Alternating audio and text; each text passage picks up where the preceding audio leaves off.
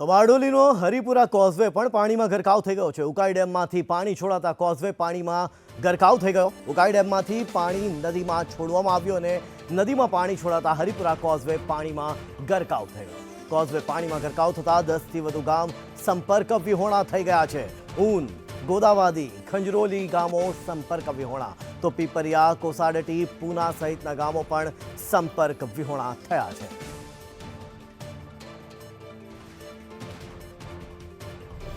ઉપરવાસમાં ભારે વરસાદના કારણે ઉકાઈ ડેમમાંથી તાપી નદીની અંદરમાં હાલ પાણી છોડવામાં આવી રહ્યું છે। આપને દ્રશ્યો બતાવવા માંગીશ કે તાપી નદીમાં જે પાણી છોડવામાં આવી રહ્યું છે, જેને લઈને હરિપુરાથી માંડવીને જોડતો જે હરિપુરા કોઝવે છે તે હાલ પાણીમાં ગરકાવ થઈ ચૂક્યો છે।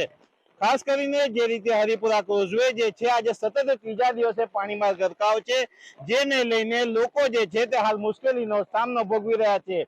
હાલ જે રીતે ઉકાઈ ડેમની અંદરમાં પાણીની આવક થઈ રહી છે, જેને લઈને ઉકાઈ ડેમની અંદરમાંથી 11 જેટલા દરવાજાઓ 4 ફૂટ ખોલવામાં આવ્યા છે, જ્યારે 4 દરવાજાઓ 6.5 ફૂટ ખોલી હાલ 1,94,000 ક્યુસેક જેટલું પાણી હાલ તાપી નદીમાં છોડવામાં આવી રહ્યું છે, જેને લઈને હરિપુરા કોઝવે જે છે તે હાલ પાણીમાં ગરકાવ થઈ ચૂક્યો છે।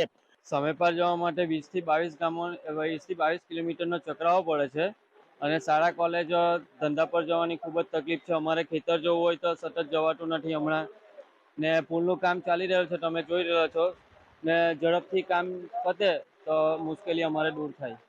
ખાસ કરીને જે રીતે લોકોની રજૂઆત બાદ જે સરકાર દ્વારા પુલ મંજૂર કરવામાં આવ્યો હતો અને હાલ પુલની જે કામ છે તે કામ ચાલી રહ્યું છે, પરંતુ જે પાણી છોડવામાં આવ્યું છે જેને લઈને